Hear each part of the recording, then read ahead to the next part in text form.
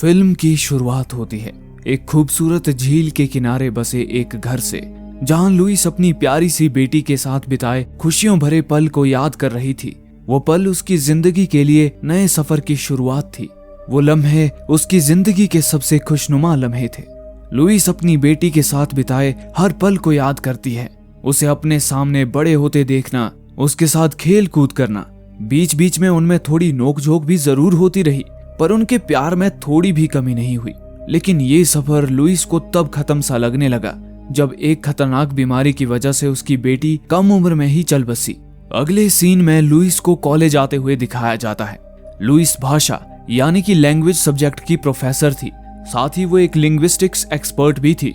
Linguistics expert नई नई भाषाओं पर संशोधन करते हैं। उस दिन लुइस जब कॉलेज पहुंचती है तो वो देखती है कि कॉलेज के सारे स्टूडेंट्स पढ़ाई छोड़कर टीवी पर चल रही एक खबर को देखने उमड़े हुए थे। यहाँ तक कि उसके क्लासरूम में भी सिर्फ कुछ ही स्टूडेंट थे। उनके मोबाइल पर भी बार बार उनके पेरेंट्स के कॉल आ रहे थे, जिससे तंग आकर लुइस उनसे पूछती है कि आखिर बात क्या है। तभी उनमें से एक स्टूडेंट उसे टीवी ऑन करने को बोलती है। जब लुइस टीवी ऑन करती है तो वो देखती है कि एक खबर सारे न्यूज चैनलों की सुर्खियां बटोरे हुए थी।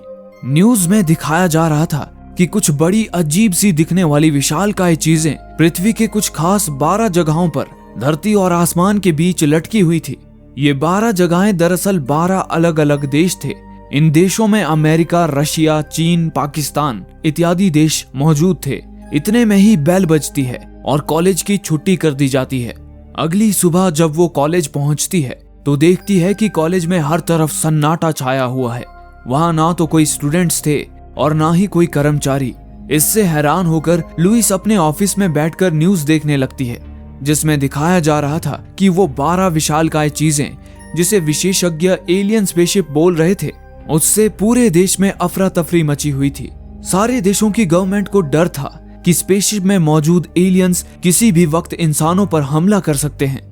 लुइस ये खबर ध्यान से सुन ही रही थी कि तभी अचानक उसके ऑफिस में यूएस मिलिट्री के कर्नल अपने कुछ सोल्जर्स के साथ आ धमकते हैं। कर्नल लुइस को बताते हैं कि एक भाषा को समझने के लिए उन्हें लुइस की जरूरत है। दरअसल लुइस ने 2 साल पहले भी यूएस आर्मी इंटेलिजेंस की एक फारसी भाषा के ट्रांसलेशन में मदद की थी और ये काम उसने काफी कम समय में बखूबी से निभाया था। इसलिए एक बार फिर यूएस आर्मी को ट्रांसलेशन के लिए लुइस की जरूरत थी। कर्नल लुइस को एक टॉप सीक्रेट ऑडियो रिकॉर्डिंग सुनाते हैं। वो रिकॉर्डिंग उस एलियन स्पेसशिप में इंसानों और एलियंस के बीच हुई बातचीत की रिकॉर्डिंग थी। उस रिकॉर्डिंग में एक आदमी एलियन से कुछ सवाल कर रहा था, पर जवाब में वो एलियंस एक अजीब सी आवाज निकाल रहे थे, जिसका मतलब समझ पाना लुइस के लिए भी नामुमकिन था। लुइस कर्नल से कहती है कि अगर वो उसे उन एलियंस के पास ले जाए तो वो उनके हाव भाव देखकर उनकी बोलचाल की भाषा को समझ सकती है। कर्नल मान जाते हैं और फिर उसी रात लुइस को अपने साथ हेलीकॉप्टर में बिठाकर उस जगह की ओर निकल पड़ते हैं जहां पर वो एलियन स्पेसशिप हवा में तैर रही थी। हेलीकॉप्टर में लुइस की मुलाकात इयान से होती है, जो कि एक फिजिसिस्ट था। कर्नल उन दोनों को बताते हैं कि उन्हें एलियंस से 2 महत्वपूर्ण जानकारी निकालनी है। एक, वे कहां से आए हैं, और दूसरी, उन्हें इंसानों से क्या चाहिए। इसके लिए इयान और लुइस को साथ मिलकर काम करना है ताकि वो एलियंस को अपने सवाल समझा सके और उनके जवाबों को भी समझ सके। वो लोग बातें करते हुए कुछ ही देर में अपनी मंजिल पर पहुंच जाते हैं। वहां लुइस की नजर उस एलियन स्पेसशिप पर पड़ती है, जिसे देखकर उसकी आंखें फटी की फटी रह जाती हैं। अंडे के आकार की वो स्पेसशिप इतनी विशाल थी कि सेना के बड़े बड़े हेलीकॉप्टर भी उसके आगे एक तिनके के समान लग रहे थे। उस स्पेसशिप के करीब ही सेना ने अपना कैंप लगाया हुआ था, जहां आम नागरिकों का आना सख्त मना था। इयान और लुइस हेलीकॉप्टर से उतरकर कैंप की तरफ बढ़ते हैं। कैंप के अंदर जाते ही सोल्जर्स उनके सेलफोन्स जब्त कर लेते हैं ताकि वो बाहर किसी से संपर्क न कर सके। उसके बाद उन दोनों को मेडिकल रूम में ले जाया जाता है, जहां उन पर कुछ मेडिकल टेस्ट किए जाते हैं। साथ ही उन्हें कुछ दवाइयां भी दी जाती हैं, जिससे उन्हें एलियन स्पेसशिप में जाकर कोई इन्फेक्शन ना हो। ये सारे मेडिकल टेस्ट करवाने के बाद वो लोग इंटेलिजेंस रूम में पहुंचते हैं, जहां पर उन 12 देशों के मिलिट्री वैज्ञानिक आपस में जुड़े हुए थे, जिनके देशों में वो एलियन स्पेसशिप मौजूद थी। एलियंस के धरती पर आने का मकसद पता लगाने के लिए वो सभी एक दूसरे के साथ मिलकर काम कर रहे थे। कर्नल सभी से उनका परिचय करवा ही रहे थे कि इतने में ही सायरन की आवाज आने लगती है, जिसका मतलब था कि उस स्पेसशिप का दरवाजा खुल चुका है। उस स्पेसशिप का दरवाजा हर 18 घंटे में एक बार सिर्फ 2 घंटे के लिए ही खुलता था। कर्नल लुइस और इयान को उस स्पेसशिप में ले जाने के लिए तैयार थे। लुइस और इयान को एक खास तरह का सूट भी दिया गया था, जिससे अगर उस स्पेसशिप के अंदर किसी तरह का रेडिएशन हुआ तो वो लोग उससे बच सकते थे। वो सभी अपने इक्विपमेंट्स लेकर स्पेसशिप की तरफ रवाना हो जाते हैं। वहां पहुंचकर वो देखते हैं कि स्पेसशिप के निचले हिस्से में एक छोटा सा दरवाजा खुला हुआ था। वो लोग एक लिफ्ट के जरिए उस दरवाजे से स्पेसशिप के अंदर प्रवेश करते हैं। उनके कई फीट ऊपर एक दूसरा दरवाजा था, जिससे चकाचौंध रोशनी बाहर निकल रही थी। लेकिन वहां तक पहुंचने के लिए न तो कोई सीढ़ी थी और न ही कोई लिफ्ट। तभी एक वैज्ञानिक ग्लो स्टिक जलाता है और उसे ऊपर की तरफ फेंकता है, लेकिन वो ग्लो स्टिक वापस नीचे गिरने के बजाय स्पेसशिप की दीवारों से जा चिपकती है। इसके बाद वे वैज्ञानिक भी कूदकर स्पेसशिप की दीवारों पर खड़े हो जाते हैं। उस स्पेसशिप में ग्रेविटी बड़ी अजीब तरीके से काम करती थी। उसके अंदर जाते ही वो लोग परपेंडिकुलर डायरेक्शन में खड़े हो सकते थे। ये कुछ ऐसा था जैसे कोई इंसान आसमान की तरफ चलकर जा सकता हो। इन एलियंस का तकनीकी ज्ञान इंसानों से कई ज्यादा उन्नत था। फिर वे लोग उस दरवाजे की तरफ बढ़ने लगते हैं जहां से वो रोशनी आ रही थी। रोशनी के उस पार क्या होगा, ये सोचकर ही लुइस की धड़कनें बढ़ रही थी। आखिरकार वो सभी उस दरवाजे तक पहुंच जाते हैं, जो एक विशाल चैम्बर में खुलता था। उस चैम्बर में एक मोटी और मजबूत पारदर्शी दीवार थी, जिसके उस पार से ही वो रोशनी आ रही थी। वैज्ञानिक उस चैम्बर में अपने साथ लाए इक्विपमेंट्स को सेट कर देते हैं। उसके बाद वो पिंजरे में बंद एक पक्षी को बाहर निकालते हैं। पक्षी शुद्ध हवा को लेकर इंसानों से ज्यादा सेंसिटिव होते हैं। अगर स्पेसशिप में मौजूद हवा किसी कारण सांस लेने लायक नहीं रहती तो वो पक्षी मर जाएगा और वैज्ञानिकों को स्पेसशिप से बाहर निकलने का पर्याप्त समय मिल पाएगा। अब सारे इक्विपमेंट सेट हो चुके थे। अब इंतजार था तो बस उन एलियंस के आने का। लुइस सहमी हुई बस उस पारदर्शी दीवार की तरफ देखे जा रही थी। डर के कारण लुइस की धड़कनें भी तेज हो चुकी थी। तभी अचानक उस पारदर्शी दीवार के पीछे कोहरा छाने लगता है और उस कोहरे के पीछे से प्रकट होते हैं ऑक्टोपस के आकार के 2 विशालकाय एलियंस, जो कुछ अजीब सी गड़गड़ाहट भरी आवाजें निकाल रहे थे। कर्नल लुइस को उसका काम शुरू करने के लिए कहता है। लुइस डर से थर-थर कांपती हुई उस पारदर्शी दीवार की तरफ बढ़ने लगती है और यहीं पर सीन कट होता है। अगले सीन में हम देखते हैं कि सभी लोग स्पेसशिप से वापस लौट आए हैं। लुइस और इयान इस रोमांच भरे अनुभव से उबर नहीं पा रहे थे। इयान तो बहुत ज्यादा उत्तेजना के कारण उल्टी ही कर देता है। स्पेसशिप में वापस जाने के लिए 18 घंटों का समय था। कर्नल लुइस से इन 18 घंटों में एलियंस के साथ हुए इंटरेक्शन से कुछ काम की जानकारी निकालने के लिए कहते हैं, जिसके लिए लुइस एलियंस की आवाजों की रिकॉर्डिंग सुनने लगती है। लेकिन वो आवाजें सुनने के बाद भी उसे कुछ भी समझ नहीं आता। उधर दूसरी तरफ आम नागरिकों में इंटरनेट और न्यूज चैनलों के जरिए ये अफवाह फैल चुकी थी कि एलियंस धरती को खत्म करने के मकसद से यहाँ आए हैं, जिससे डरकर कुछ अंधविश्वासी लोगों के ग्रुप्स ने खुदकुशी कर ली थी। इतना ही नहीं, देश भर में हिंसा और लूटपाट जैसे संगीन अपराध भी होने लगे थे, जिसे रोकने के लिए गवर्नमेंट ने देश भर में कर्फ्यू लागू कर दिया था। इस घटना से मिलिट्री कैंप में भी चिंता का माहौल बनाया था। 18 घंटे पूरे होते ही स्पेसशिप के दरवाजे खुलने का सायरन बज उठता है, जिसे सुनकर सभी वैज्ञानिक अंदर जाने के लिए जल्दी से अपना सूट पहनने लगते हैं। पर वहां बैठी लुइस बेचैन होती है, क्योंकि उसे अब तक एलियंस की भाषा समझने का कोई तरीका नहीं सूझ रहा था। तभी ऐन मौके पर उसे वहां लटका एक व्हाइट बोर्ड दिख जाता है, जिस पर कोई सूचना लिखी हुई थी। उसे देखकर लुइस को लिखित भाषा के जरिए एलियन से बातचीत करने का आइडिया आता है। वो कर्नल से कहती है कि एलियन की बात समझ पाना उसके लिए नामुमकिन है। हालांकि उसे यकीन है कि हर सभ्यता की तरह एलियन सभ्यता की भी कोई रिटन लैंग्वेज यानी कि लिखित भाषा होगी। इसीलिए वो व्हाइट बोर्ड पर एलियंस को अपनी भाषा में कुछ लिखकर दिखाएगी और उनकी भी लिखित भाषा जानने की कोशिश करेगी। ये सुनकर कर्नल बेझिझक लुइस को ये तरीका आजमाने की इजाजत दे देते हैं। फिर स्पेसशिप के अंदर जाकर लुइस अपने व्हाइट बोर्ड पर ह्यूमन लिखकर एलियंस को बताती है कि वे सभी लोग ह्यूमंस हैं। लुइस को पूरा यकीन था कि इस तरीके से एलियंस भी उन्हें अपना परिचय जरूर देंगे, लेकिन एलियंस तो उन्हें कोई जवाब दिए बगैर ही वहां से चले जाते हैं। ये देखकर सभी को बड़ी निराशा होती है। लेकिन तभी वहां वो एलियन फिर से प्रकट होते हैं। उनमें से एक एलियन अपने पैर से एक प्रकार का स्याही नुमा पदार्थ छोड़ता है, जिससे उस पारदर्शी दीवार पर एक सर्कुलर सिंबल बन जाता है। ये सिंबल शायद एलियंस के भाषा में लिखा गया कोई वर्ड या कोई सेंटेंस था। इसके बाद एलियंस एक के बाद एक सर्कुलर सिंबल्स बनाकर इंसानों को ये दिखाते हैं कि उनकी भी एक लिखित भाषा है, जिसे देखकर लुइस और इयान के अंदर एलियन से बातचीत कर पाने की एक नई उम्मीद जाग उठती है। इसी के साथ वे सभी लोग वापस कैंप लौट आते हैं। कैंप आकर लुइस और इयान एलियन से प्राप्त हुए सिंबल्स के जरिए उनकी भाषा समझने का प्रयास करने लगते हैं। वहीं पर चीन जैसे कुछ देश एलियंस पर भरोसा करने से कतरा रहे थे। चीन ने अपनी सेना स्पेसशिप के आसपास तैनात कर दी थी और वो अपने साथी देशों को भी ऐसा करने के लिए उकसा रहे थे। इस बात ने कर्नल और बाकी अमेरिकन अधिकारियों की चिंता बढ़ा दी थी। अगली मीटिंग में लुइस अपनी रणनीति के अनुसार एलियंस को अपना नाम लिखकर दिखाती है, लेकिन जल्द ही वो समझ जाती है कि इससे एलियंस कंफ्यूज हो रहे हैं, क्योंकि उसने पिछली बार खुद को ह्यूमंस कहकर इंट्रोड्यूस किया था और इस बार वो खुद को लुइस कहकर इंट्रोड्यूस करवा रही है। उनके इस कंफ्यूजन को दूर करने के लिए लुइस एक खतरनाक कदम उठाती है। वो अपना सूट उतारने लगती है ताकि वो एलियंस को अपनी एक अलग पहचान बता सके। लुइस को ऐसा करते देखकर बाकी लोग घबरा जाते हैं और उसे रोकने की कोशिश करते हैं, लेकिन लुइस नहीं रुकती और वो अपना सूट उतारकर दीवार के करीब चली जाती है। उसके बाद लुइस अपना नाम एलियंस को दिखाकर उन्हें अपनी पहचान बताती है।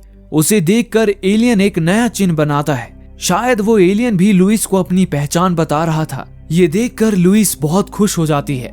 फिर लुइस का ये साहस देखकर इयान भी दीवार के पास आ जाता है और अपना सूट उतारकर वो भी एलियंस को अपना नाम बताता है, जिसके जवाब में वे दोनों एलियन एक के बाद एक अपनी भाषा में अपना नाम लिखते हैं। हालांकि उनकी भाषा का उच्चारण करना लुइस और इयान के लिए नामुमकिन था, इसलिए वो अपनी ही भाषा में उन एलियंस के नाम एबट और कॉस्टेलो रख देते हैं। उसके बाद वे लोग जब कैंप में लौट रहे होते हैं, तभी अचानक लुइस को अपनी बेटी की याद आ जाती है और वो थोड़ी बेचैन हो उठती है, पर वो किसी तरह खुद को संभालती हुई कैंप के अंदर चली जाती है। कैंप में उसके कुछ मेडिकल टेस्ट किए जाते हैं, क्योंकि उसने स्पेसशिप के अंदर अपना सूट उतार दिया था। हालांकि सारे टेस्ट करने के बाद डॉक्टर्स को इस बात का यकीन हो जाता है कि वो स्पेसशिप इंसानों के लिए बिल्कुल सुरक्षित है।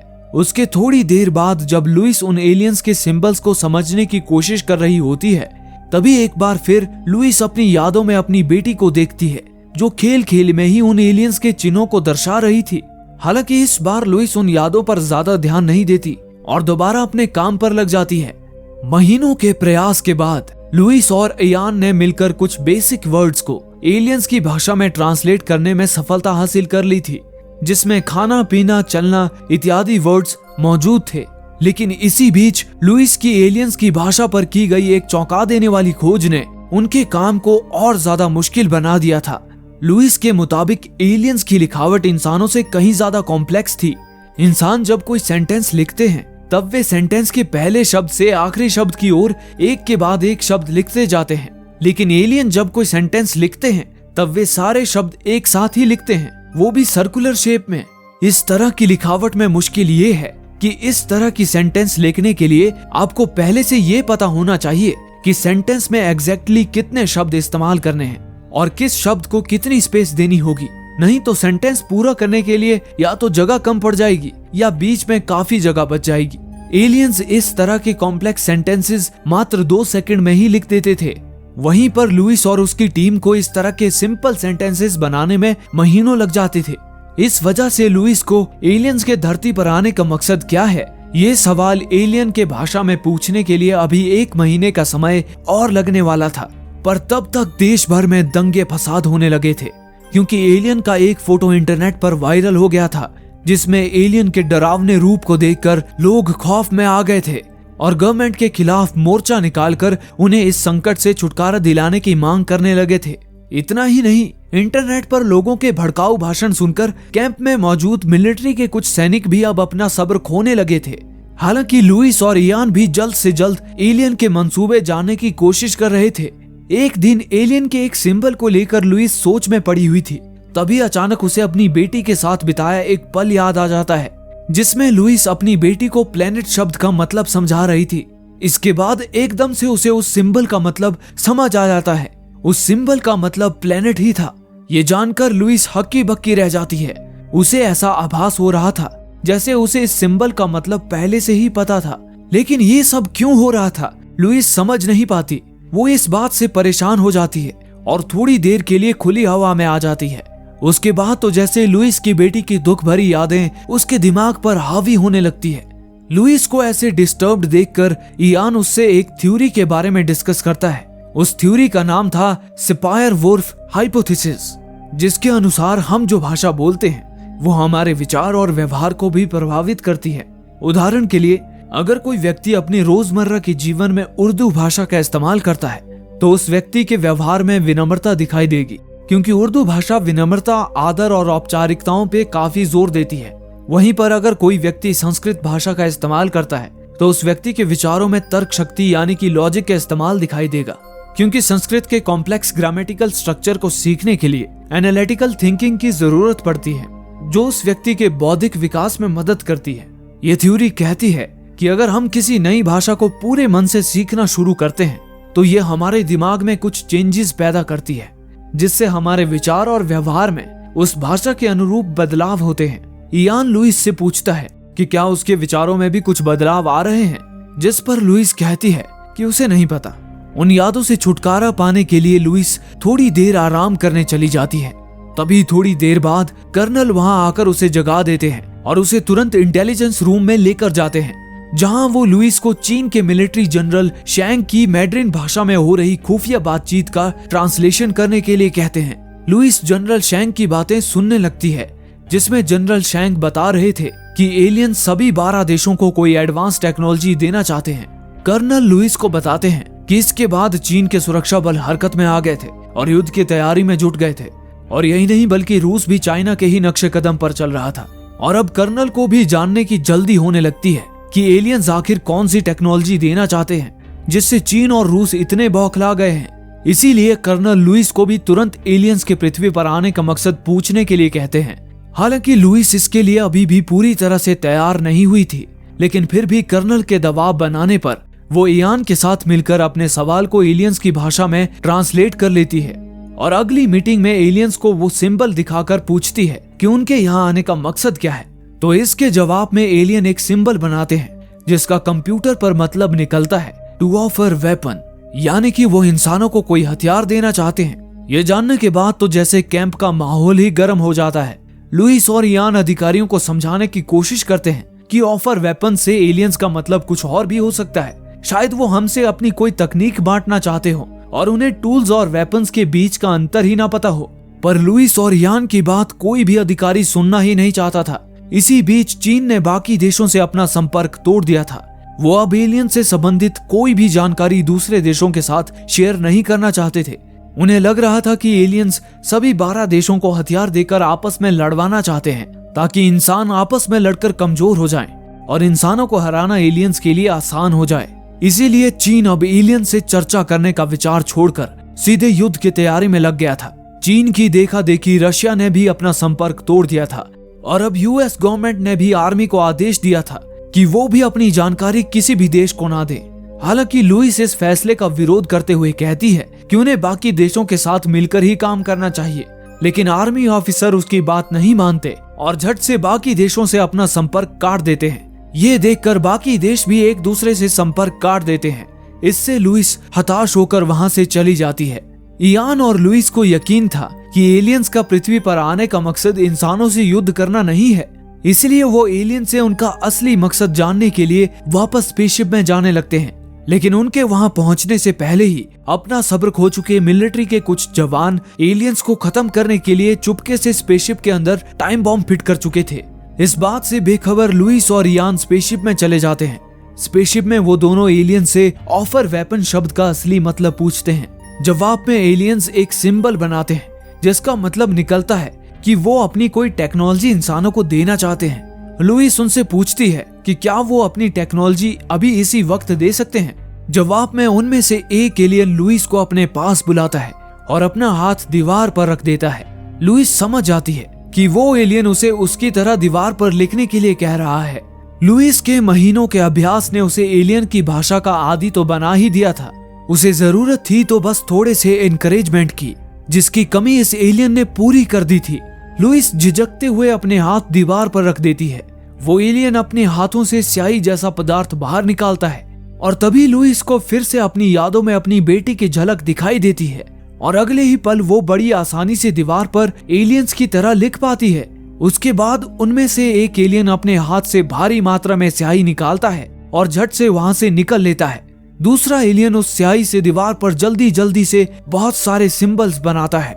शायद ये कोई मैसेज था जिसमें उस टेक्नोलॉजी की जानकारी छिपी हुई थी जो ये एलियन इंसानों को देना चाहते थे।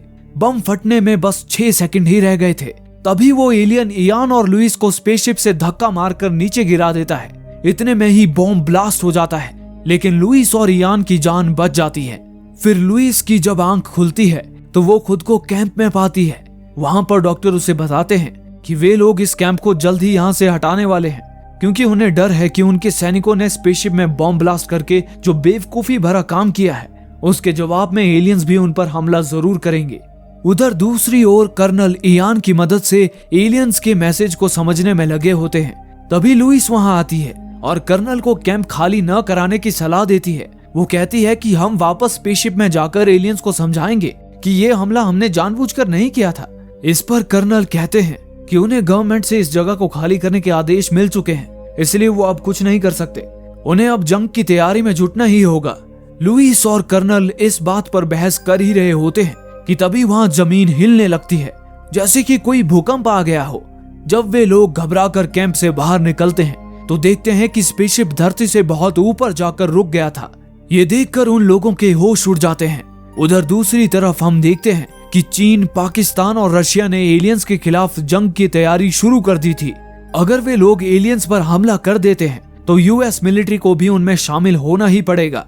इस बात से चिंतित लुइस और इयान एलियंस के मैसेज को डिकोड करने में लगे हुए थे, जिसमें एलियंस ने अपनी टेक्नोलॉजी बताई हुई थी। काफी देर तक माथापच्ची करने के बाद इयान उन सिंबल्स में एक पैटर्न ढूंढ निकालता है। उन सिंबल्स के बीच कई खाली जगहें थी। उन खाली जगहों का और परीक्षण करने के बाद इयान को समझ आता है कि ये मैसेज पूरा नहीं है, बल्कि इस मैसेज को 12 अलग अलग हिस्सों में बांटा गया है और धरती पर उतरे हुए स्पेसशिप भी 12 ही हैं, जो 12 अलग अलग देशों में उतरे हैं। मतलब साफ था, एलियंस ने हर एक देश को मैसेज का एक एक हिस्सा दिया था। अगर इस मैसेज को पूरा पढ़ना है तो सभी देशों को अपने अपने हिस्से बाकी देशों के साथ शेयर करने होंगे। उन्हें मिलजुल कर एक साथ काम करना होगा। एलियंस का मकसद इन देशों को आपस में लड़वाना नहीं, बल्कि उन्हें एकजुट करना था। यही बात लुइस और इयान अधिकारियों को भी समझाने की कोशिश करते हैं, लेकिन अब बाकी देश एलियन से जंग करने पर उतारू हो गए थे, इसलिए उन्हें रोक पाना किसी के भी बस में नहीं था। तभी अचानक लुइस को अपनी यादों में कुछ दिखाई देता है, लेकिन इस बार वो अपनी बेटी को नहीं देखती, बल्कि वो ये देखती है कि उस स्पेसशिप से एक शटल बाहर निकलकर जमीन पर आ रहा है। फिर अगले ही पल वो खुद को स्पेसशिप के अंदर देखती है। उन यादों से बाहर आने के बाद लुइस तुरंत कैंप से बाहर निकल जाती है और एक ट्रक में बैठकर स्पेसशिप की तरफ चली जाती है। वहां पहुंचकर लुइस देखती है कि सचमुच में एक शटल स्पेसशिप से निकलकर धरती पर आ रहा है। लुइस उस शटल के अंदर चली जाती है। उसके बाद वो शटल लुइस को स्पेसशिप के अंदर ले जाता है। लुइस घबराई हुई इधर उधर देखने लगती है। उसे समझ नहीं आता कि एलियंस ने आखिर उसे यहाँ क्यों बुलाया है। इतने में ही एक एलियन उसके पास आता है। लुइस पहली बार एलियन के पूरे शरीर को देख रही थी। उस विशाल एलियन को देखकर लुइस सहम जाती है, लेकिन वो हिम्मत करके एलियन से बात करती है और उससे पूछती है कि उसका साथी कहाँ है। वो एलियन उसे बताता है कि उस बॉम्ब ब्लास्ट से लुइस और इयान की जान बचाने के चक्कर में उसका साथी मारा गया। ये सुनकर लुइस को बहुत दुख होता है। वो सैनिकों की गलती के लिए एलियन से माफी मांगती है। उसके बाद लुइस उस एलियन से अनुरोध करती है कि वो दूसरे देशों को भी ये बताए कि वे यहाँ जंग लड़ने नहीं आए हैं। ये सुनकर एलियन एक सिंबल बनाता है, जिसका मतलब था कि लुइस के पास एक हथियार है, उस हथियार का इस्तेमाल करो। लेकिन लुइस को समझ नहीं आता कि वो कौन से हथियार की बात कर रहा है। तभी वो सीधे मुद्दे पर आती है और एलियन से पूछती है कि तुम्हारे यहाँ आने का मकसद क्या है। ये सुनकर एलियन उसे बताता है कि वे इंसानों की मदद करने आए हैं, क्योंकि 6000 साल बाद भविष्य में कुछ ऐसा होने वाला है जिसमें उन्हें भी इंसानों की मदद की जरूरत पड़ने वाली है। ये सुनकर लुइस उनसे पूछती है कि उन्हें कैसे पता कि 6000 साल बाद क्या होने वाला है, क्या वो भविष्य देख सकते हैं। तभी लुइस को फिर से यादें दिखाई देती हैं, जिसमें वो फिर से अपनी बेटी को देखती है। लेकिन यहाँ पर हमें पता चलता है कि लुइस उस लड़की को जानती ही नहीं थी और वो एलियन से ही पूछती है कि वो लड़की कौन है। जवाब में एलियन लुइस को बताता है कि लुइस भी भविष्य देख सकती है।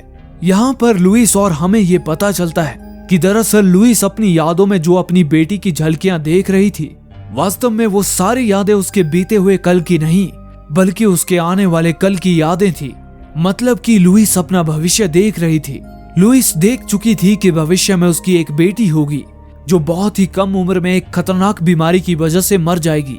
इस फिल्म की कहानी को भी इस प्रकार से लिखा गया है कि देखने पर लगता है कि फिल्म की शुरुआत लुइस की बेटी के मरने के साथ हुई है, लेकिन ऐसा नहीं है। अब तक ना लुइस की शादी हुई है, ना ही उसकी कोई बेटी है। फिल्म का शुरुआती सीन भविष्य से है। इसके बाद की कहानी यानी लुइस के कॉलेज में आने के बाद से पूरी कहानी प्रेजेंट में ही चल रही है, जहां उसे अपनी यादों में भविष्य की झलकियां दिखाई दे रही हैं। अब लुइस के मन में यह सवाल उठता है कि आखिर वो भविष्य कैसे देख सकती है। जवाब में एलियन एक सिंबल बनाता है और वहां से चला जाता है। उस सिंबल का मतलब था हथियार समय के दरवाजे खोल देता है। ये देखकर लुइस असमंजस में पड़ जाती है और जमीन पर वापस आ जाती है। जमीन पर आते ही इयान और कर्नल उसे संभालते हुए कार की तरफ ले जाने लगते हैं। तभी कर्नल लुइस को बताता है कि उसे और इयान को जल्दी से जल्दी कैंप से निकलना होगा, क्योंकि अब यहाँ जल्द ही एलियन के खिलाफ जंग छिड़ने वाली है। इस बात से चिंतित लुइस जब कार के पास पहुंचती है, तभी उसे फिर से अपना भविष्य दिखाई देता है, जिसमें वो अपनी बेटी के साथ बातचीत कर रही होती है। भविष्य में उसकी बेटी लुइस से पूछती है कि उसके पिता उसे छोड़कर क्यों चले गए। इस पर लुइस अपनी बेटी को बताती है कि वो भविष्य देख सकती है। जब उसने अपने पति को ये बात बताई कि भविष्य में उनकी बेटी एक लाइलाज बीमारी की वजह से मरने वाली है, तो उसके पति इस बात से बहुत नाराज हुए कि अगर लुइस को ये बात पहले से ही पता थी तो लुइस को उससे शादी ही नहीं करनी चाहिए थी। ना वो शादी करते और ना ही उन्हें अपनी बेटी को इस हालत में देखना पड़ता। भविष्य की ये झलक देखने के बाद लुइस अपने समय में वापस आ जाती है। अब लुइस को जल्दी ही इस बात का पता लगाना था कि एलियंस ने उसे कौन सा हथियार दिया है, क्योंकि अब वो सारे स्पेसशिप्स जो आसमान में टंगे थे वो अब धरती के करीब आते जा रहे थे, जिससे सारे देश के सुरक्षा बलों को ये डर हो गया था कि एलियंस भी उन पर हमला करने वाले हैं। इसलिए इंसान भी उन्हें खत्म करने के लिए उन पर निशाना साध चुके थे। उधर लुइस जल्दी से कैंप के अंदर जाती है और एलियंस के उन ढेर सारे सिंबल्स को समझने की कोशिश करने लगती है। तभी लुइस को फिर से उसका भविष्य दिखाई देता है। लुइस देखती है कि उसने भविष्य में द यूनिवर्सल लैंग्वेज नाम की एक किताब लिखी है, जो कि एलियन भाषा की एक डिक्शनरी है। लुइस ये भी देखती है कि वो स्टूडेंट्स को एलियन भाषा सिखा रही है और अगले ही पल वो एलियंस के सिंबल्स को आसानी से समझ पाती है। लुइस अब न सिर्फ अपना भविष्य देख सकती थी, बल्कि वो भविष्य की चीजों का इस्तेमाल भी कर सकती थी। जैसे उसने भविष्य में लिखी एलियन भाषा की डिक्शनरी का इस्तेमाल कर एलियंस के सिंबल को समझ लिया था। वो इयान को बताती है कि एलियन उन्हें कोई हथियार देने की बात नहीं कर रहे थे, बल्कि एक तोहफा देने की बात कर रहे थे। वो तोहफा कुछ और नहीं बल्कि उनकी भाषा है।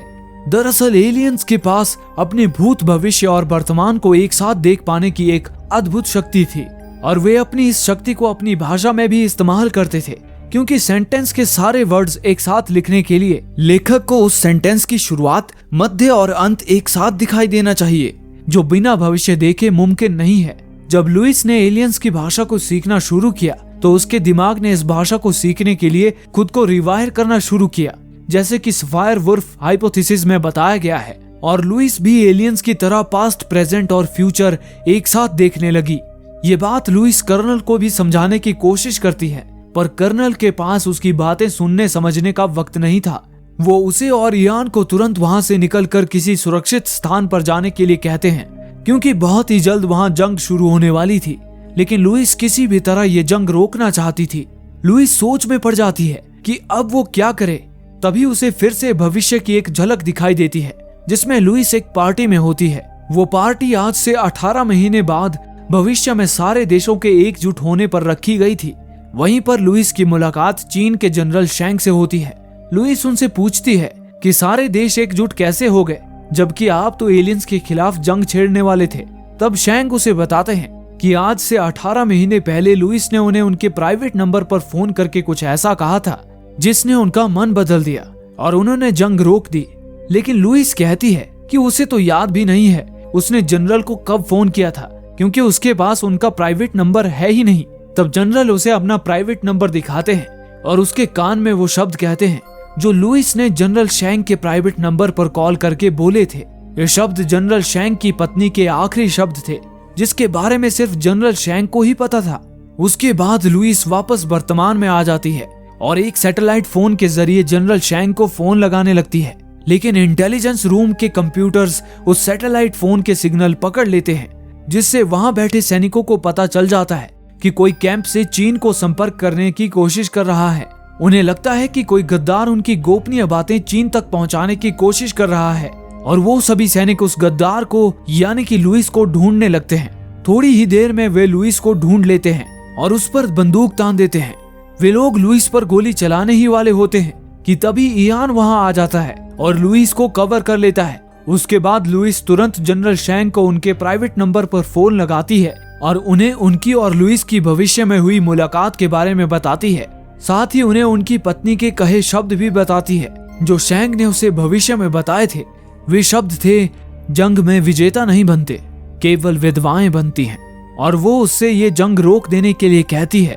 अपनी पत्नी के आखिरी शब्द सुनने के बाद जनरल शेंग को लुइस की बातों पर यकीन हो जाता है और वो अपना मन बदल लेते हैं और इस जंग को रोक देते हैं, जिससे चीन के साथ साथ सारे देश भी जंग को टाल देते हैं और एकजुट होकर बात करने का फैसला करते हैं। एलियंस के धरती पर आने का भी यही मकसद था, जो अब पूरा हो चुका था। इसीलिए एलियंस पृथ्वी को छोड़कर चले जाते हैं। फिर अंत में सब कुछ सही होने के बाद इयान लुइस को शादी के लिए प्रपोज करता है। तभी लुइस को उसकी भविष्य की यादें दिखाई देती हैं, जिसमें वो पहली बार अपने पति को देखती है। वो कोई और नहीं, इयान ही था। अलग होने से पहले लुइस और इयान एक दूसरे के साथ काफी खुश लग रहे थे। ये देखकर लुइस उससे शादी करने के लिए राजी हो जाती है, ये जानते हुए भी कि भविष्य में उसकी बेटी एक लाइलाज बीमारी की वजह से मर जाएगी। वो जितने भी पल अपने परिवार के साथ मिले उसे खुशी खुशी अपना लेती है। और इसी के साथ ये फिल्म यहीं पर खत्म हो जाती है। इस फिल्म को लेकर आपके मन में कुछ सवाल होंगे, जैसे कि अगर एलियन भविष्य देख सकते थे तो इस एलियन ने खुद को बॉम्ब ब्लास्ट से बचाया क्यों नहीं? या फिर लुइस को अगर ये पता था कि भविष्य में उसकी बेटी मरने वाली है तो उसने इयान से शादी ही क्यों की? या फिर अपनी बेटी को जन्म ही क्यों दिया? तो इसका एक ही जवाब है, एलियंस और लुइस भविष्य देख सकते थे, भविष्य से मिली जानकारी को इस्तेमाल भी कर सकते थे, लेकिन भविष्य बदल नहीं सकते थे। पूरी फिल्म में लुइस ने जितनी भी भविष्य की झलकियां देखी थी वे सभी पूरी हुई थी या पूरी होने वाली थी। भविष्य अटल है, इसे बदला नहीं जा सकता। दोस्तों, अगर आपको ये वीडियो अच्छा लगा और आप ये वीडियो देखते देखते इसमें खो गए थे तो आप हमें सपोर्ट करने के लिए हमें सब्सक्राइब कर सकते हैं, ताकि हम ऐसी ही और वीडियोस आपके लिए लेकर आ पाएं। धन्यवाद।